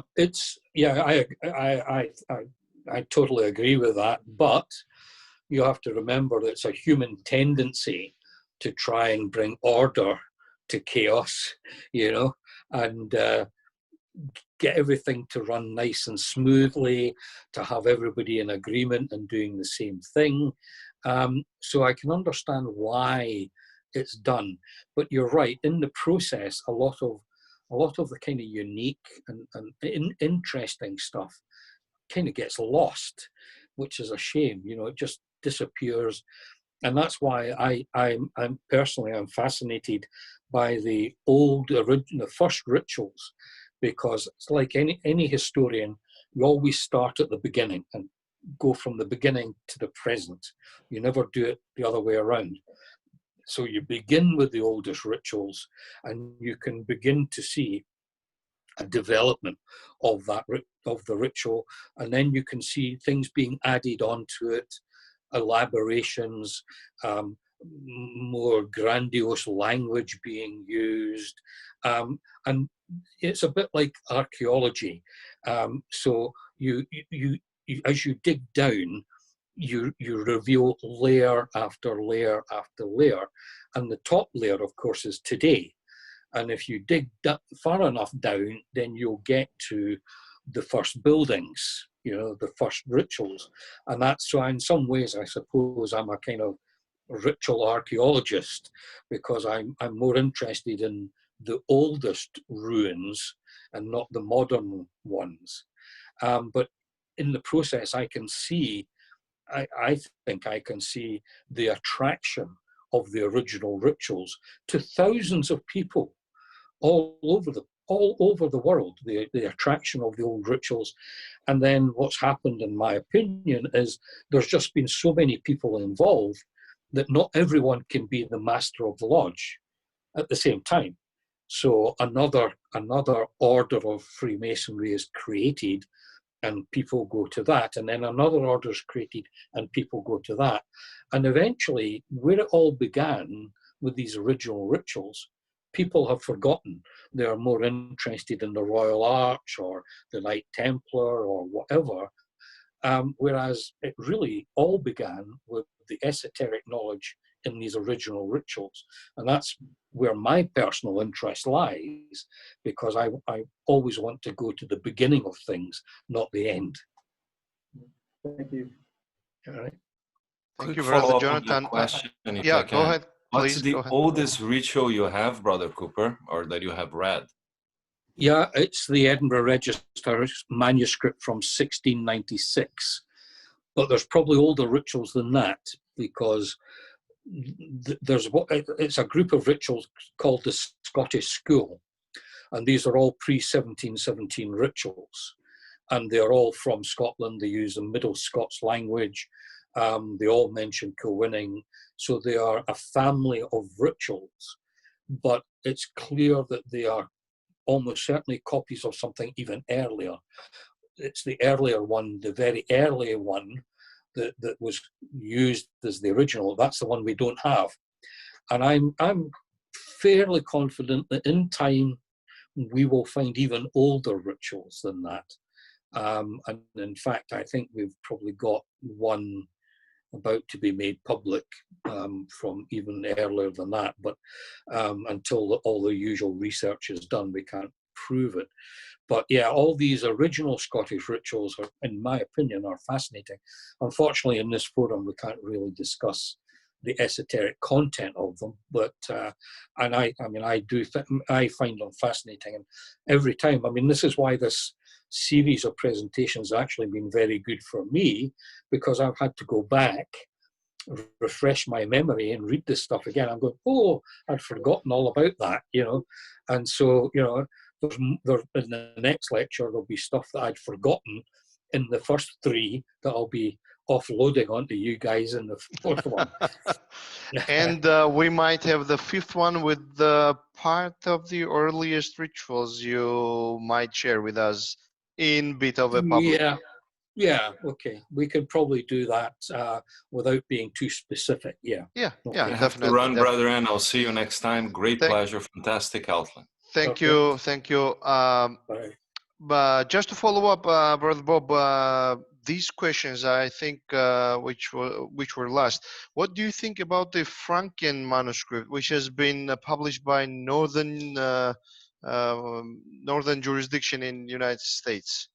It has been one of the, if you know, or if you had chance to read it or check it, it was the one of the oldest manuscript found, which has fourth to 33 degrees. So yeah. just a brief your position on those things. Yeah, there's a lot of debate about how old it actually is. I think they were able to date it from the paper that was used, but the problem with that is that using old paper doesn't mean that it dates from the time of the paper. So you've got a piece of paper that's got a watermark that will give you an approximate year, usually an approximate decade, but that can be used 20, 30, 40 years later. But to be quite honest to you and your guys, I'm as a Scot, I'm not going to give you any BS. If I don't know the answer, I'll tell you. And frankly, sure. I'd have to go and refresh my memory on that. It's not my specific area of expertise, I have to say. Okay. So the short answer is all right. Okay. Okay. Thanks so much. I'll just check if any other questions were there. Some brothers are saying bye because they've left. And Georgi P says that once again, thank you for this interesting evening. As for me, I was initiated, passed, and raised in emulation ritual, though last year's in Grand Lodge of Georgia are involved in ancient and accepted Scottish ritual. So anyway, thank you for this opportunity. Warmest regards, dear brethren G. So Gerard, okay, he just left and so said thank you for lecture. Again, Good. I think despite despite the late beginning, I think for the next time we have two options: computer and the iPhone. So I guess Romanos was right when he said that maybe this one works better, even though you see us too tiny Yeah. and don't really recognize us. Yeah. But yeah, so actually on the phone you can kind of scroll left or right, so you can have the speaker view only. So in Right. that case you will see bigger faces of this Right. Got you. of Got you. amazing Right. brethren gathered here. Sure. So anyway, But, yeah, you think that picture on this iPhone's better than the laptop? seems like that. I would agree with brother. Yes, seems Okay. like that it's more sharp and seems okay. Yeah. It's, So I'll yeah. just go through the questions so nothing is missed out. Uh, okay, would you want to comment on if it is if you have any position on this ancient and accepted Scottish rite for in most of the world versus ancient and accepted rite in England? England, uh, politics. Yes. I Okay. think the problem was the word Scottish.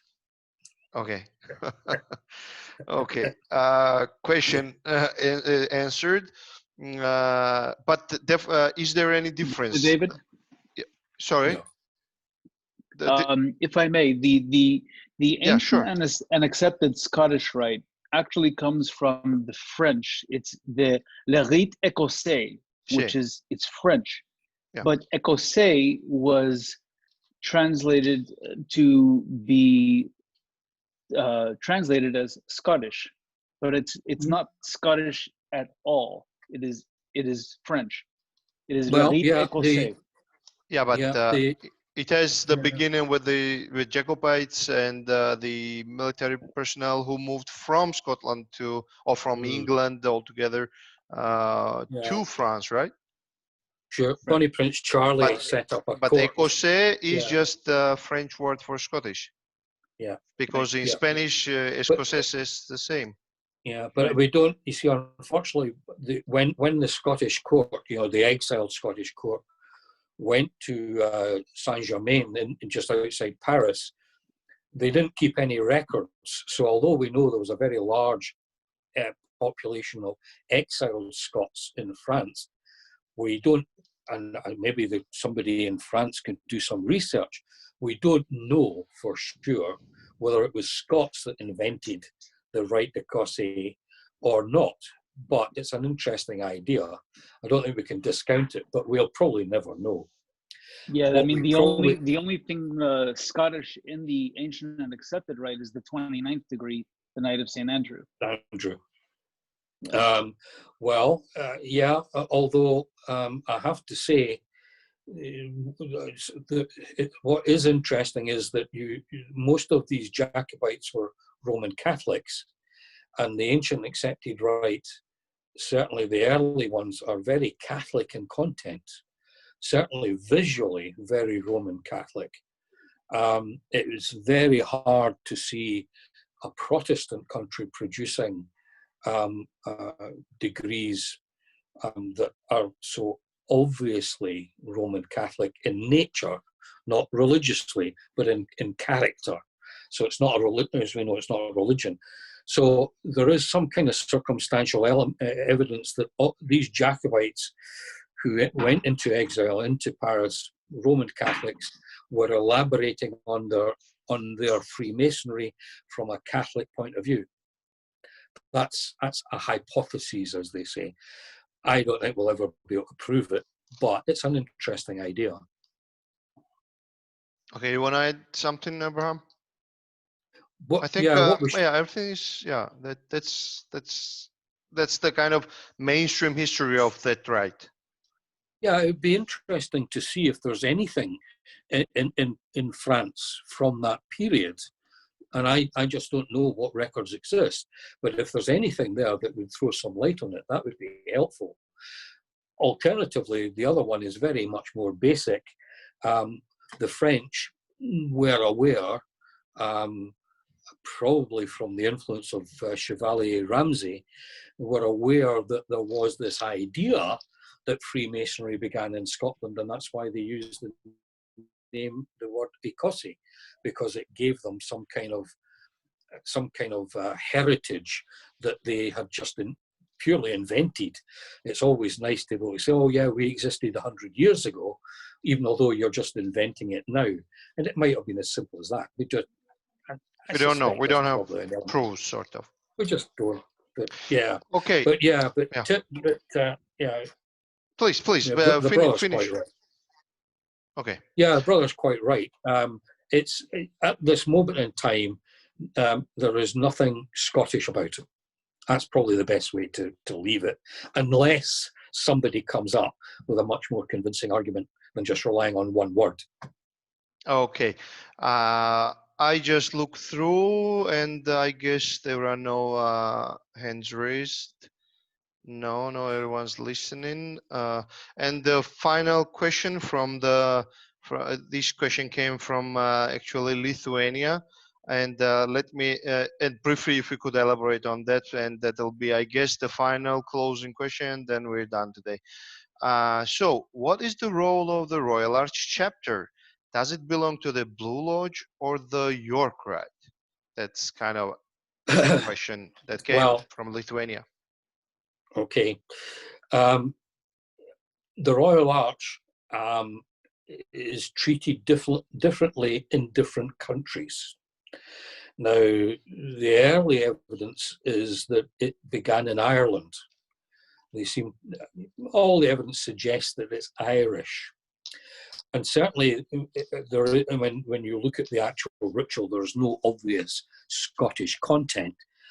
We all know about the traditional history, about the rebuilding of the temple, etc. But there is no Scottish content. It is based very much on the Old Testament.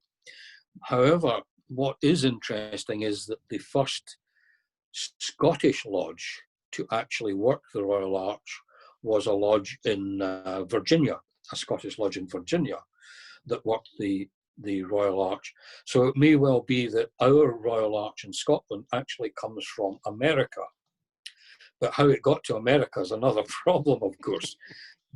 And that's why, you've got to try and trace the earliest things and then work out where, what went before. At the moment, I don't think we can go much before something like 1740 in Dublin, where there's a reference to a Royal Arch, a procession of Royal Arch Masons.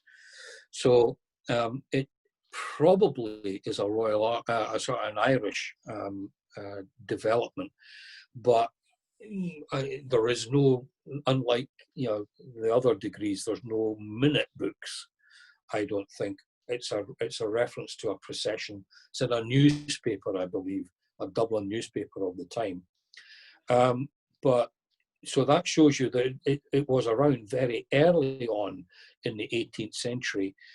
When we got to this point in Scotland, 1800, there's only 3 degrees in Freemasonry, and they made the exception for the mark. What happened was that Grand Lodge became aware that other things were being worked in lodges, like the Knight Templar degrees, as well as the mark and the Royal Arch. So these things were being done by lodges, but of course they didn't have the authority to do that. Grand Lodge only authorized them to work the 3 degrees and later 3 degrees and the mark. And so the Royal Arch and the Knight Templar degrees were really out in the wilderness. So in that sense, the York Rite, as you call them in the States, the York Rite degrees were in limbo in Scotland for quite a long time, until they decided to form what is now called the Supreme Grand Royal Arch Chapter of Scotland. and they divided all the non-Blue Lodge degrees, if I can put it that way, into Christian and non-Christian degrees, and they were then created as two separate Grand Lodges, for want of a better word. So they were very early parts of Freemasonry, but the bureaucracy didn't recognize them as being parts of the then existing family of Masonic degrees, and so they morphed into other bodies, other appendant bodies, I think you would call them in the United States, and so they began early on. It wasn't a deliberate decision that we didn't like them, we get rid of them. I think it was simply that Grand Lodge wasn't aware of them. Let's think about this. Grand Lodge could have made a lot of money by taking over these other things and incorporating them into the Grand Lodge system, but they decided not to. They wanted to be pure and have a pure form of Freemasonry, and that's why they cast the Royal Arch in particular out. But it gets even more complicated, because although the mark can be worked in a Grand Lodge, the mark can be worked in a Royal Arch chapter here in Scotland. So it's almost like a shared degree in Scotland. It can be worked in the lodge or the chapter.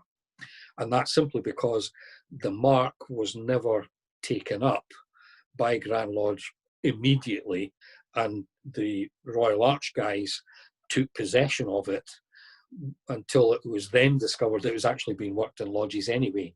So I think they came to a very nice agreement that they would share the mark degree, and so that you can take the mark degree in the Royal Arch, which is a 3-degree system to this day in Scotland. It consists of 3 degrees: the mark, the Excellent Masters, and the Royal Arch itself. So if you've got the mark in the Blue Lodge, when you join the Royal Arch, you must affiliate to the Mark Lodge in the chapter. If you haven't taken the mark in the lodge and you join the Royal Arch, you've got to take the mark, Excellent Masters, and Royal Arch before you can be a full member, a fully recognised member of as a Royal Arch Mason. And you also have to be a past master. No, I'm one of the rather unusual guys. I took my mark in the chapter, and I was in the chair of the Royal Arch, maybe 10 years before I became a master of my lodge. You can take the virtual past master degree then. Yeah. So either or. No, you because it's a completely separate organization. Mm-hmm. There are no rules as to what you must be. You must be a Master Mason to become a Royal Arch Mason, and you must be a Master Mason to become the first principal of a Royal Arch chapter. But that's the only qualification. Yeah, here in America, the York Rite system, which goes from mark, virtual past master, because not everybody has sat in the East yet in the Blue Lodge. So we have the mark master, the virtual past master, the excellent master, and then the Royal Arch. Right. Now, as far as I understand, and what our history shows here is that the Royal Arch happened in around 1813, when the 2 Grand Lodges in England joined together. The premier. Yeah. The nations. Yeah. Nations. Yeah. The Royal Arch was being worked by the ancients. That's one of the reasons why the Ancients Grand Lodge was founded, because it was doing things that the moderns didn't like. Right. So the Royal Arch existed certainly in the 1750s in London. So I've got 1750. So it existed in London in the 1750s, but it was not part of the new United Grand Lodge until the amalgamation took part in 1813. So the Royal Arch was around for a long time. at the amalgamation in 1813, the Royal Arch became part of the Grand Lodge. It didn't happen like that in Scotland. It never became part of the Grand Lodge, which is why we've got the Supreme Grand Royal Arch Chapter of Scotland, and not part of Grand Lodge. It's got its own head office, its own building, its own staff. So again, Scotland being Scotland, it's got to be different, hasn't it? So thank you so much, Brother Aldrich. This was your question. You want to ask any clarification question? Otherwise, I'll start closing the session. Yeah, about the Royal Arch.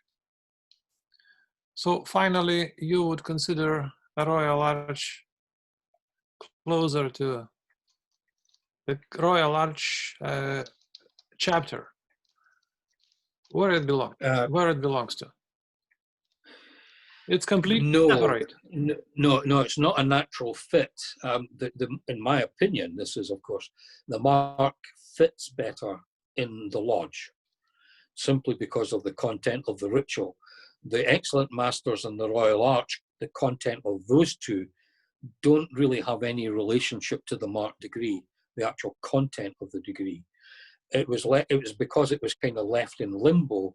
The Royal Arch guy said, well, we can't leave it to be an orphan. You know, we will adopt it and preserve it. And thank goodness they did, because it might have disappeared, who knows. So although I think the mark is more naturally part of the lodge, we share it because they looked after it when we were ignoring it, basically. But you also have the higher degrees after the Royal Arch, the Crypt Mason, and then Knight Templars. Yes, the Knight Templars. Do you consider it as a separate branch, completely separate from the Grand Lodge? Not consider, but is it a fact? It is a fact. They are physically separate. They have their own head offices. They have their own staff. They have their own shop or museum or whatever. So completely, but that's simply because that Freemasonry at lodge level existed for so long in Scotland before any of these things appeared. I mean, Freemasonry in Scotland was around for more than about 150 years before the Royal Arch appeared, for example. So, just a completely different organization. But you do not call it York Rite? No, we wouldn't, because when you look at a York Rite map from the United States, you look at a plan, you have the York Rite and the Scottish Rite. It doesn't work like that here. As I say, you can become a Royal Arch Mason, you can become a first principal of the chapter without going through any virtual chair or anything like that. The only requirement is that you're a Master Mason, and I'm an example of that. I was the first principal of my chapter, I think almost 10 years before I became installed in the lodge. I had never gone through a virtual chair. I didn't know any of the secrets of the installed master's degree or anything like that, but I was installed as the first principal, having been first installed as the third principal, second principal, then the third principal. It's a progression. So it took 3 years to become the first principal of the chapter. And only Bob after the Royal Arch, you can apply for the Cryptic Mason. That's the normal way. I mean, that's because that's the way the guys organize it. So yes, Royal Arch, Cryptic, Knight Templar is the way they want it to be worked. And I can understand why. They don't want you becoming just a Knight Templar. They want you to experience all the other things first as well. So, Bob, the first principle is the equivalent of the excellent high priest? Yes, that's right. So I think they call, I can't remember what they call them in Ireland, that's terrible. Anyway, but yes, he's the main guy. And Bob, to clarify, I was just reading through my manual when I was high priest, and our history agrees with you. Historians have traced the earliest origins of the Royal Arch degree to Ireland back to the late 17th century, and in England in 1738 and 1752. Yeah, that seems to be the pattern, and I suspect, and I think there's probably some evidence for it. It was probably it was invented, if you like, by Irish soldiers, Irish. Yes. Yeah, and I think Yes. that's probably a good. As good, well, certainly it's as good an explanation as any, you know. But Abraham, the high priest is a second principle. The high priest is the principal officer, and then the king would be the second principal, and the scribe would be the third. Yeah, In the Royal Arch. Yeah, in the Royal Arch. Okay, yeah, so we're quite different. Yeah, we have different names for them. I call them first, second, and third, just out of ease. But they're called first principle's called Zerubbabel. Zerubbabel, right? Yeah, the second one is Haggai, Haggai. and the third one I can't remember. Joshua. Yeah, that's it. So but you've got to be one. You got to be third before you can be second. Second before you can be first. Yeah. Right, and here in the States, in the York Rite, it's the in progression you would go from the conductor of the the principal captain of the host. You would then go to if elected, you would go up to the scribe position, then the king, then the excellent high priest. Right. Yeah. In Scotland, the scribe is the secretary. Here we just call it the secretary, and then in the council they call the quotas. Yeah, I think it confuses us Scots if somebody's a scribe. Somebody's a scribe. You must write, you know. So. And there are two scribes, and there are probably you have also two scribes. That's right. Oh dear. That's good fun, isn't it? So should I say all the question was cleared, right, Brother Aldrich? Yeah, thank you. Okay, thank you so much for the recording purposes, as this recording will be sent out to the groups and to the listeners, not the participants. I'd like to again thank you, Brother Bob, for excellent lecture delivered. Sorry for left participants that we lost some time, but we kind of Bob gave us 42 more minutes here, so we didn't lose in total, and these 2 hours were completed definitely.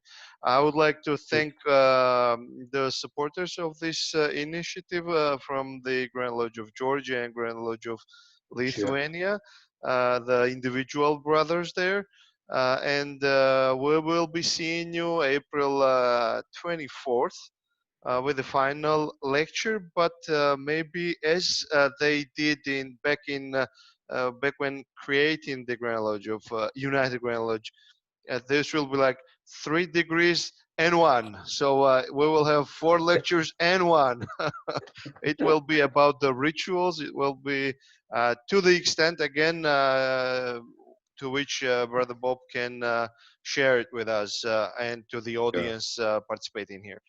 So, and just a reminder, for the next meeting, we will start with the reading from the tomb of the Shaw. Sure. Thank you so much, everyone. Okay. I will close the recording here. We'll send all the links to you. Hopefully, you are getting them. So thank you and bye bye. I will leave I will leave the room open for like 5 more minutes if you want to leave your emails or comments for the record. So that's it.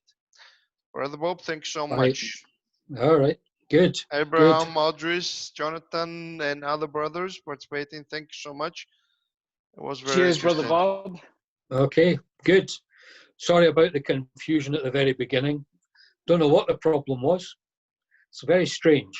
There's the information. The computer just doesn't like you. Yeah, yeah, it's